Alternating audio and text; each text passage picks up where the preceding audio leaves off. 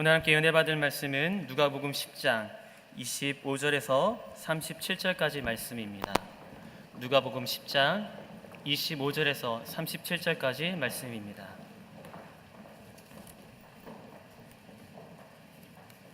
한 절씩 교독하도록 하겠습니다. 한 율법학자가 일어나 예수를 시험하려고 물었습니다. 선생님, 제가 무엇을 해야 영생을 얻을 수 있습니까? 예수께서 말씀하셨습니다. 율법에 무엇이라 기록되었느냐? 너는 그것을 어떻게 읽고 있느냐? 율법학자가 대답했습니다. 내 마음을 다하고 내 목숨을 다하고 내 힘을 다하고 내 뜻을 다해 주 내 하나님을 사랑하라고 했고 또 내 이웃을 내 몸과 같이 사랑하라고 했습니다. 예수께서 대답하셨습니다. 내 대답이 옳다. 그대로 행하면 내가 살 것이다. 그런데 이 율법학자는 자신이 옳다는 것을 보이려고 예수께 물었습니다. 그러면 누가 제 이웃입니까? 예수께서 대답하셨습니다. 한 사람이 예루살렘에서 여리고로 가다가 강도들 만나게 됐다. 강도들은 그의 옷을 벗기고 때려 거의 죽게 된 채로 내버려 두고 갔다. 마침 한 제사장이 그 길을 내려가는데 그 사람을 보더니 반대쪽으로 지나갔다. 이와 같이 한 레위 사람도 그곳에 이르러 그 사람을 보더니 반대쪽으로 지나갔다. 그러나 어떤 사마리아 사람은 길을 가다가 그 사람이 있는 곳에 이르러 그를 보고 불쌍한 마음이 들어 가까이 다가가 상처와 기름과 포도주를 바르고 싸맸다. 그러고는 그 사람을 자기 짐승에 태워서 여관에 데려가 잘 보살펴 주었다. 이튿날 사마리아 사람은 여관 주인에게 이 데나리온을 주며 저 사람을 잘 도와주시오. 돈이 더 들면 내가 돌아와서 갚겠소라고 말했다. 너는 이 세 사람 중 누가 강도 만난 사람의 이웃이라고 생각한다. 함께 읽겠습니다. 율법학자가 대답했습니다. 자비를 베푼 사람입니다. 예수께서 그에게 말씀하셨습니다. 너도 가서 이와 같이 하여라. 아멘. 김영배 목사님께서 말씀 선포해 주시겠습니다. 예수님은 예루살렘 올라가는 길 가운데 그를 따르겠던 사람들에게 누구든지 나를 따르거든 그 대가에 대해서 이야기했습니다. 이제 누가복음 10장에 가면 어떻습니까? 그 대가를 지불하면서 복음을 전하는 사람들이 있다는 것을 알고 있습니다. 그들은 가서 복음을 전하면서 기적을 행했습니다. 귀신이 떠났습니다. 병든 사람이 낫기 시작했습니다. 그때 예수님은 어떻습니까? 이 제자들에게 마땅히 따라야 될 그 대가를 지불하고 따르는 제자들에게 그런 말씀을 했습니다. 누가복음 10장 23절을 같이 한번 읽어볼까요? 시작. 그러고 나서 예수께서는 뒤돌아 제자들에게 따로 말씀하셨습니다. 너희가 보는 것을 보는 눈은 복이 있다. 나가서 복음을 전하면서 어떻습니까? 놀라운 기적을 체험하고 하나님 나라가 정말로 이루어지는 걸 보는 그 눈, 복이 있다고 이야기했습니다. 우리의 신앙은 어떤 겁니까? 우리의 신앙생활은 주께서 역사하시는 것을 동참하는 것이 우리의 신앙생활입니다. 어떤 성도님은 이 신앙을 통해서 병든 몸을 치료받기도 하고, 어떤 성도는 어떻습니까? 가정 회복시키기도 하고, 또 어떤 성도 같은 경우는 정말 인생 가운데 절망과 좌절 가운데 이 신앙을 통해 새로운 힘을 얻는 것을 볼 수 있습니다. 어떤 성도 같은 경우는 전도하면서 정말 절망과 좌절 가운데 있었는데 이 복음을 받아들이면서 그 영혼이 회복되는 것을 보는 성도님도 계십니다. 신앙은 어떤 겁니까? 체험하는 것입니다. 다시 말하면 하나님 나라 가운데 동참하면서 그 역사를 경험하는 것, 그게 바로 신앙생활입니다. 특별히 누가복음 10장 23절 말씀 같은 경우는 너희가 보는 것을 보는 눈이 복이 있다.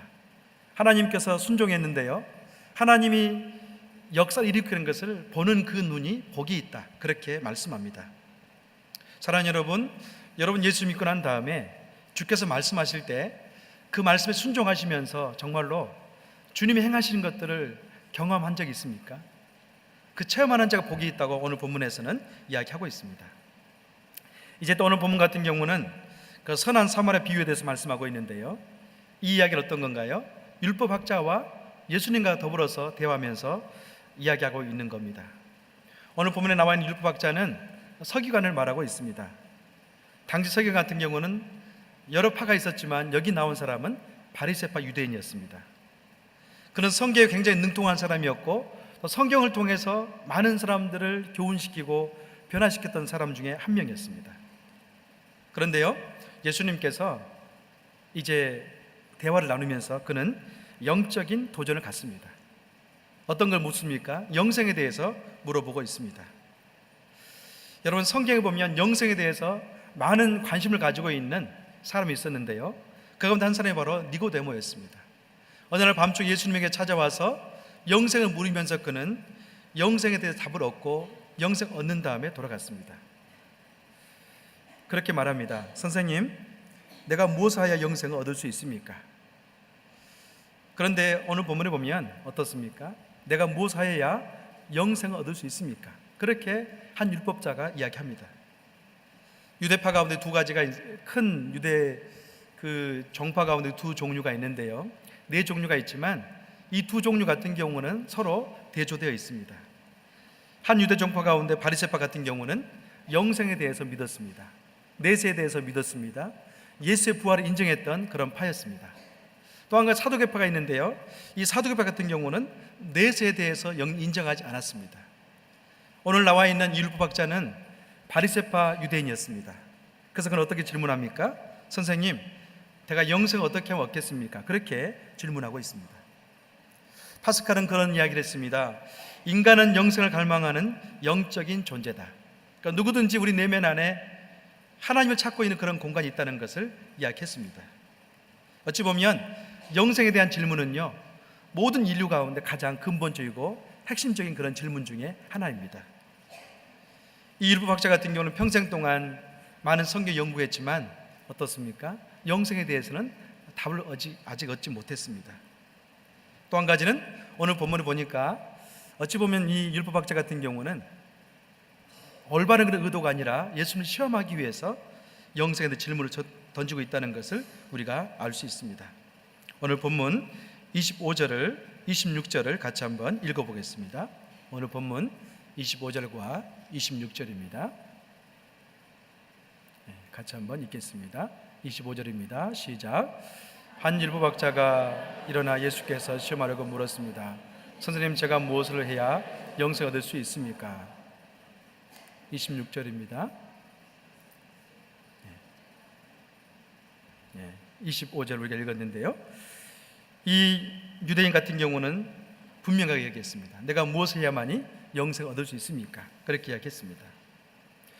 여러분, 그렇다면 과연 어떻게 영생을 얻을 수 있겠는가? 이 문제는요, 아주 깊이 있는 답을 요구하면서 때로는 어떻습니까? 의심하면서 예수님께 묻고 있다는 것을 우리가 알 수 있습니다. 또 마태복음 19장 16절에 보면 동일한 본문인데 거기는 또한 그렇게 질문되어 있습니다. 내가 무슨 선을 행해야만이 영생을 얻을 수 있습니까? 그렇게 묻고 있습니다. 자, 두 가지를 비교해보면 어떻습니까? 이 율법학자 같은 경우는 영생은 곧 행함에 있다는 것을 전제로 하고 있습니다. 무슨 공덕을 세워야만이 내가 영생 얻을 수 있습니까? 그렇게 묻고 있다는 것을 알 수 있어요. 이런 질문을 받은 예수님 어떻습니까? 잘했다 못했다를 말하지 않습니다. 26절에 보니까 대묻고 있습니다. 26절 같이 한번 읽어보겠습니다. 26절입니다.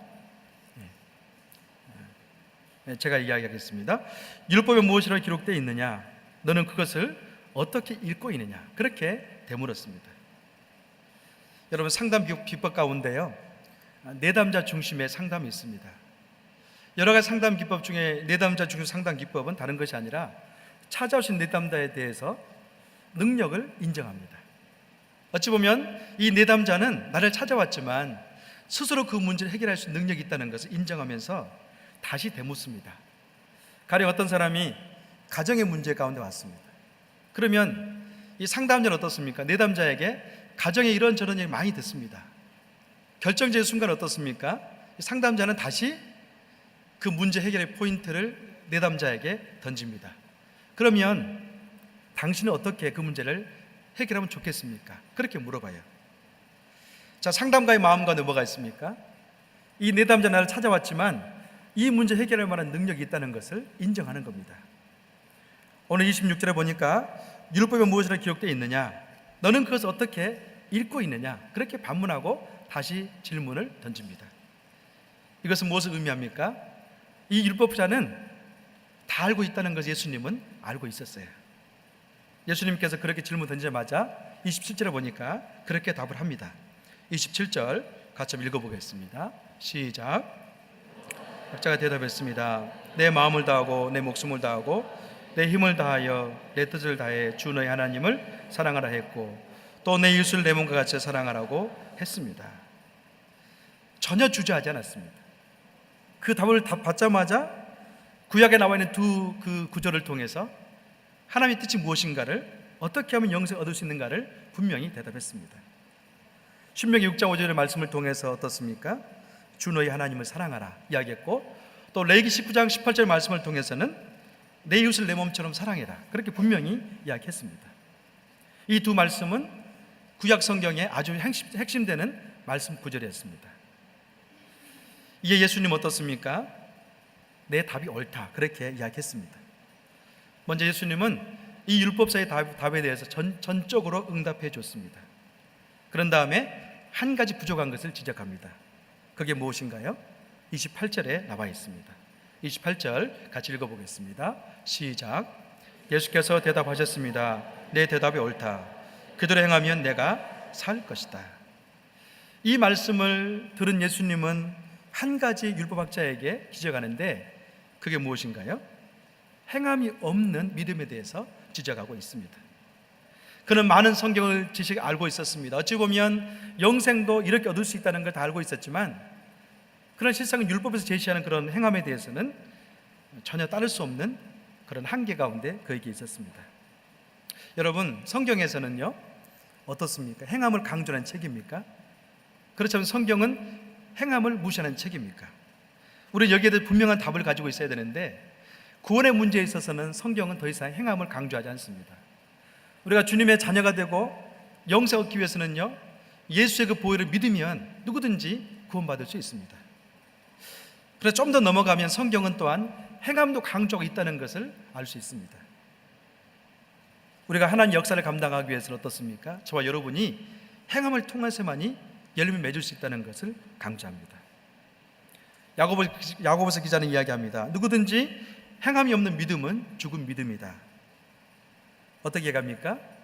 하나님으로 구원받은 존재는, 구원받은 존재로서 이제는 열매를 맺기 위해서 행함이 필요하다는 것을 우리에게 이야기하고 있습니다. 중요한 것은 무엇인가요? 하나님을 사랑하고 이웃을 사랑하기 중요하지만, 이웃 사랑하기 위해서는 무엇인가 우리에게 필요하다는 것을 말씀하고 있습니다. 오늘 특별히 율법학자와 예수님 대화 가운데 이제 한 단계 더 대화가 깊어지고 있습니다. 그것은 무엇인가요? 예수님께서 대화 가운데 이제 그 율법학자의 답을 또 찾고 있는데, 율법학자가 그렇게 질문합니다. 오늘 본문 29절과 30절을 좀 읽어보겠습니다. 29절입니다. 시작. 그런데 율법학자는 자기 옳다는 인정해 보이려고 예수께 물었습니다. 그러면 누가 제 이웃입니까? 예수께서 대답하셨습니다. 한 사람이 예루살렘에서 여리고를 가동을 만나게 됐다. 강도들은 그 이웃을 벗기고 때려 그의 죽은 채 버려두고 갔다. 아멘. 오늘 대화 가운데 중요한 것은 무엇이냐면, 기독교의 진정한 본질은 사랑이지만 또 이웃에 대해서 이야기하고 있는데, 이들은 어떻습니까? 유대인들은 이웃이란 그 개념을 자기 바운드리 안에 한계를 짓고 있었습니다. 가령 이들이 이웃으로 생각한 사람은 다른 사람이 아니었습니다. 동족이었습니다. 동족만이 가난하면 그들의 이웃이기 때문에 도울 수 있고, 또 동족이 어떻습니까? 시험 들어있으면 그들을 도울 수 있었습니다.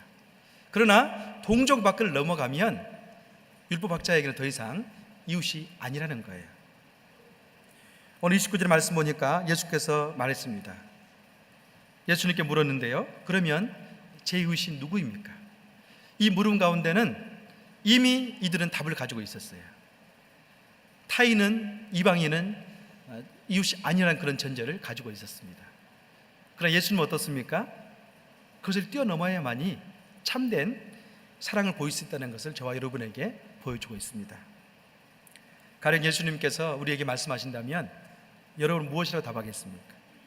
어떤 교회 공동체 안에 있는 사람, 교회 다니는 사람은 이웃이 될 수 있고, 교회 다니지 않는 사람은 이웃이 될 수 없다. 그런 전제가 이들에게 있었다는 것을 오늘 본문에서 알 수 있습니다.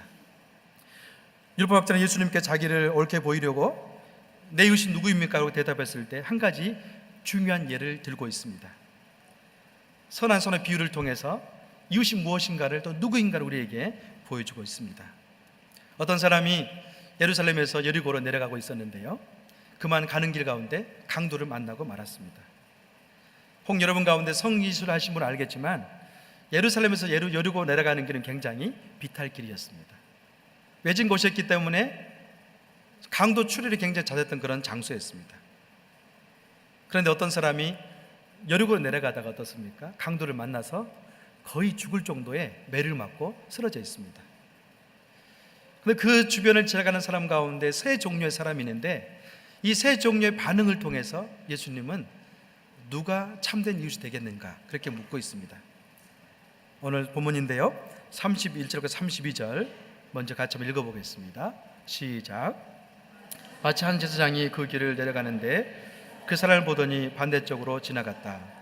이와 같이 한 레위 사람도 그곳에 이르러 그 사람을 보더니 반대쪽으로 지나갔다. 오늘 세 종류의 사람이 나오는 첫 번째는 누구인가요? 그러니까 제사장입니다. 이 제사장 어찌 보면 예루살렘 성전에서 예배를 드리고 성례를 집행한 다음에 자기 집이 있는 여리고로 내려가는 그런 길일 수도 있습니다. 여리고라는 지역 가운데는요, 많은 제사장과 레위인들이 살았다는 그런 속설이 있고 또 기록이 있습니다. 어찌 이 사람 같은 경우는 이제 거룩한 마음을 가지고 성전에 예배를 드리고 침례한 다음에 자기 집으로 돌아가고 있습니다. 자, 그런데 어떻습니까? 이방인이 많이 두들겨 맞는 다음에 실신해 있는 것을 보았습니다. 그의 마음속에 그 모습 보면서 어떤 마음이 들었을까요? 갈등이 있었겠죠. 구약 율법 보면 제사장은 누구든지 더러운 것을 만지면 2주 동안은 예배를 드릴 수 없습니다. 그런 마음 가운데 다가서려고 하다가 그냥 지나가는 거예요. 여러분, 어찌 보면 이 제사장 같은 경우는 구약의 율법에 따라서 옳은 일을 행했다고도 말할 수 있습니다. 그러나 이것이 곧 죽어가는 그 생명 앞에 합당한 행동인가, 그에 대해서는 반문이 일 수가 있습니다. 내 이웃을 내 몸처럼 사랑하라, 이 율법을 어떻습니까? 이 제사장이 이미 알고 있었습니다. 그런데 자기 몸처럼 사랑하지 않는 모습이 또한 제사장 가운데 있다는 것을 알고 있어요. 또 한 사람이 지나가는데 그 사람은 레위인이었습니다. 레위인은 어떻습니까? 좀 더 가까이 그 강도를 지켜보았습니다. 그러나 그는 본 다음에 반대편을 지나가면서 스쳐 지나가고 말았다는 것을 본문에서 이야기하고 있습니다. 여러분, 제사장과 레위인은 어찌 보면 똑같습니다만 행동도 똑같습니다. 그렇게 구별받은 종교의 지도자였지만 행동 또한 그들 어떻습니까? 이방인들에게는 전혀 도움을 주지 못한 그런 한계를 가지고 있습니다. 사랑하는 여러분, 오늘 본문에는요, 내 이웃이 누구냐 그렇게 질문하지만 실상은 그 질문 이면에 뭐가 있습니까? 이 강도 앞에서 너는 누구냐, 그 질문을 저와 여러분에게 던지고 있습니다. 세 번째 부류의 사람이 그를 지나갑니다. 오늘 본문 33절 35절 같이 한번 읽어봅니다. 시작. 그러나 어떤 사람 마리아 사람은 길을 가다가 그 사람이 있는 곳에 이르러 그를 보고 불쌍한 마음이 들어 가까이 다가가 상처에 기름과 포도주를 바르고 싸맸다. 그러고는 그 사람을 자기 짐승에 태워서 요관에 데리고 잘 보살펴 주었다. 이튿날 사마리아 사람은 요관 주인에게 이 데나리를 주며 저 사람을 잘 돌봐 주십시오. 돈이 더 들면 내가 돌아와서 갚겠소라고 말했다. 이제 뜻하지 않게 한 사람이, 사마리아 사람이 어떻습니까? 그 진짜 지나가는 것을 보았습니다. 근데 이 사람은 그냥 지나가지 않았습니다. 실상은 유대인들과 사마리아 사람들은요, 상종도 하지 않는 그런 관계 가운데 있었습니다. 유대인들은 끊임없이 사마리아 사람을 향해서 혼혈이라는 그런 개념하에 전혀 가까이지 않는 사람이었습니다. 그런데요, 사마리아 사람이 어떻습니까? 이 광야를 본 다음에 그냥 지나가지 않습니다. 그 상처에 기름을 바르고 포도주를 바르면서 싸매 주었습니다. 거기에 지나지 않았습니다. 상태를 보니까 거의 죽게 됐어요. 짐승에 그를 태웠습니다. 여관으로 데려갔습니다. 그런 다음에 보살펴 준 다음에 어떻습니까? 돈을 더 주면서 내가 더 필요하면 더 주겠습니다. 그렇게 이야기했습니다. 사랑하는 여러분, 두 사람의 유대인은 반응이 없었지만 사마리아 같은 경우는 반응을 보이고 있는 것을 우리가 알고 있습니다. 성경은 저와 여러분에게 이야기합니다. 이 사마리아인이 또 한 가지는 두세 유대인이 누가 이웃의 친구가 되겠느냐, 그렇게 말씀하고 있습니다.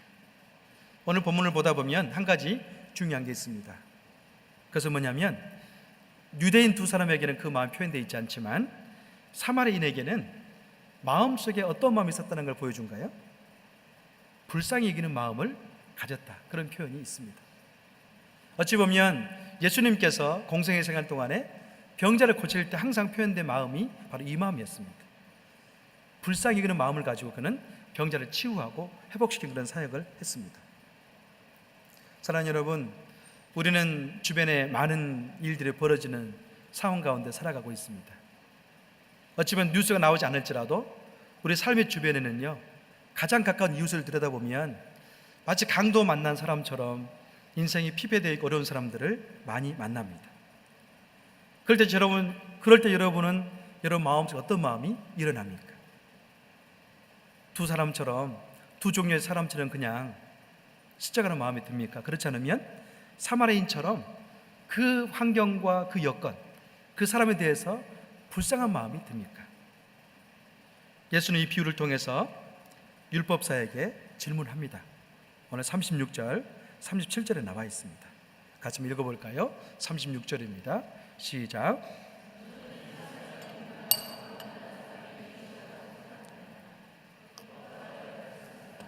자비를 베푼 사람입니다. 예수께서 그에게 말씀하셨습니다. 너도 가서 이와 같이 하여라. 아멘. 이제 예수님은 질문에 대해서 완전한 다른 각도에서 접근합니다. 누가 내 이웃이 되겠느냐? 라고 질문합니다. 실상은 이 질문은 그겁니다. 너는 누구냐? 그 질문입니다. 너는 하나님 사랑을 많이 경험했고 하나님 안에서 은혜 가운데 사는 사람인데 이 강도 만난 이 강도 앞에서 너는 누구냐? 그 질문을 던지고 있습니다.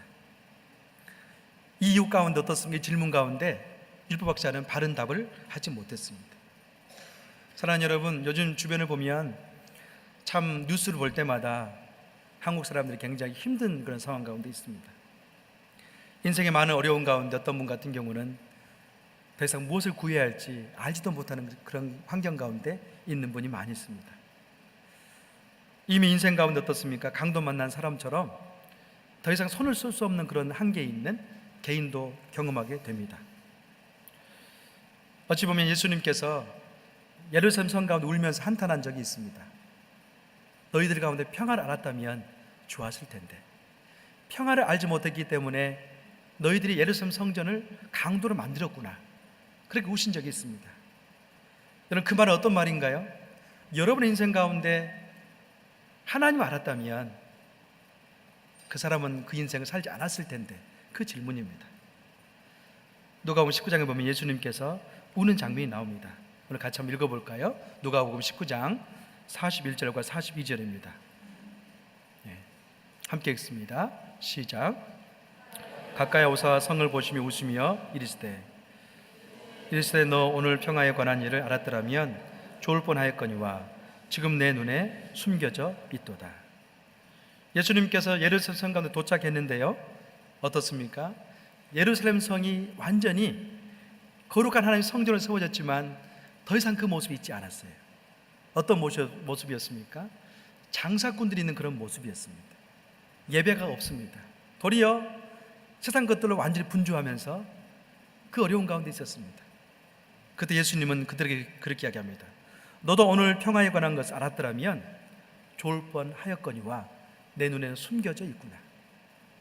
여러분, 바로 이 표현이 이 시대에 강도 만난 사람들에게 적용될 말씀입니다. 하나님을 모르기 때문에 어떻습니까? 절망 가운데 있고 하나님 모르기 때문에 이런저런 일이 벌어진다는 거예요. 만약에 저와 여러분에게 하나님이 비전을 준다면 어떤 걸까요? 우리는 이미 하나님 평안을 알고 있습니다. 예배를 알고 있습니다. 은혜를 알고 있습니다. 만약에 주께서 진정으로 거듭난 성도에게 진정으로 강도 만난 자의 이웃은 누구입니까? 했을 때 누구인가요? 하나님의 그 사랑을 경험한 자가 이제는 사랑을 실천하는 자가 이웃이 될 수 있다는 것을 우리에게 설명하고 있습니다. 예수님은 또 그에게 어떻습니까? 스스로 판단하고 질문합니다. 그래서 율법학자는 어떻게 이야기합니까? 자비를 베푸는 사람입니다. 그렇게 답을 합니다. 여러분, 우리는 하나님의 은혜 가운데 많은 것을 경험하고 체험했습니다. 우리는 이제 자비를 베푸는 그런 삶을 통해서 선한 이웃으로 삶을 살 수 있는 그런 존재가 되었다는 것을 본문에서 말씀합니다. 또 다른 각도 가운데 적용할 포인트가 있는데요. 그것은 뭐냐면 저와 여러분이 강도 만난 이웃이라는 것을 우리는 기억하셔야 됩니다. 강도 만난 이웃은 누구인가요? 강도 만난 그 사람은 바로 저와 여러분입니다. 우리는 예수님 만나기 전에는 누구든지 죄악 가운데 더 이상 소망이 없는 그런 존재였습니다. 우리 인생에 더 이상 진정성이라고는 있지 않았습니다. 왜냐하면 죄에 놓여있기 때문에 그렇습니다. 그 죄값으로 지옥에 갈 수밖에 없는 그런 존재였습니다. 그러나 사마리아인으로 예수님께서는 저와 여러분을 위해서 오셨습니다. 그분이 십자가를 짐으로 인하여서 어떻습니까? 저와 여러분에게 새로운 생명을 열었고 그분이 우리를 치료해 준 말미암아 우리는 소망이 있는 그런 존재가 되었습니다. 우리는 누구나 다 어떻습니까?